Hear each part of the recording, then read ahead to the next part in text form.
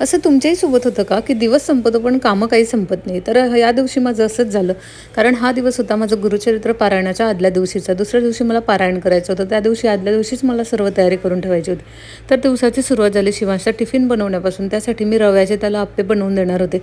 रव्यामध्ये दही आणि मिरची आणि कांदा टोमॅटो घालून मी त्याला अप्पे बनवून दिले. नंतर मी भाजी बनवून घेतली, सांडग्याची भाजी बनवली आमच्या गावाकडे जशी बनवतात त्या पद्धतीची. नंतर केक ऑर्डरसुद्धा होती. केकचा बेस लावून घेतला, चहा ठेवला आणि इकडे मी सुमितच्या टिफिनसाठी सुद्धा भाजी बनवत होते. तर त्यांच्या टिफिनसाठी मी बनवली होती घोसावळ्याची भाजी.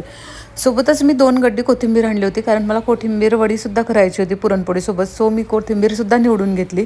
नंतर कणिक भिजवून घेतली, पोळ्या करून घेतल्या आणि कामं संपतच नव्हती. इतकी म्हणजे 12 वाजायला आले, तर मी आता पोळ्या करत होते.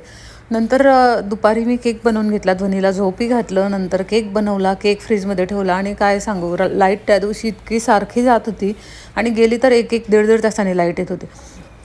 नंतर भांडी तुम्ही बघितली, पूर्ण बेसिंगभर भांडी होती. सर्व भांडी घासून छान स्वच्छ धुवून घेतली आणि नंतर मग मला जायचं होतं शिवांशला क्लासला सोडायला. शिवांशला क्लासला सोडून आले, तोवर वाजले होते 5. तोपर्यंत माझी ही सर्व कामच सुरू होती आणि मला थोडाही आराम करायला वेळ मिळाला नाही. घरी आले तर पुन्हा लाईट गेलेले होते. मग कामं तर करायची होती. मग मी कोथिंबीर आधीच धुवून ठेवलेली होती भांडी घासली तेव्हा. सो मी आता कोथिंबीर कट करून तिला चॉपरमध्ये पूर्ण बारीक करून घेणार आहे कोथिंबीर वडीची तयारी करायला. कोथिंबीर वडी मी स्टीम करायला ठेवली होती, ते सर्व मिक्स करून त्यामध्ये. कारण मी म्हणजे सकाळी गडबड होणार नाही त्यासाठीच ही सर्व तयारी करत होते. नंतर लाईट तरीही आलेले नव्हते, 1.5 तास झालेला होता. मी आरती करून घेतली, नैवेद्य दाखवून घेतला आणि पुन्हा भांडींचा ढीग होता, तो सर्व भांडी पुन्हा घासून घेतली आणि दोन्ही मॅडमचे असे उद्योग सुरू होते, पाणी खेळत होते.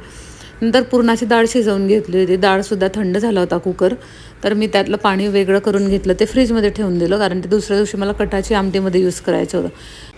नंतर साईडला मी पुरण ठेवून दिलं बनवायला आणि मग घर खूप घाण झालेलं होतं. मुलांनी खूप पसारा केला होता. सर्व टॉईज आवरून घर झाडून घेतलं स्वच्छ आणि असा होता दिवस.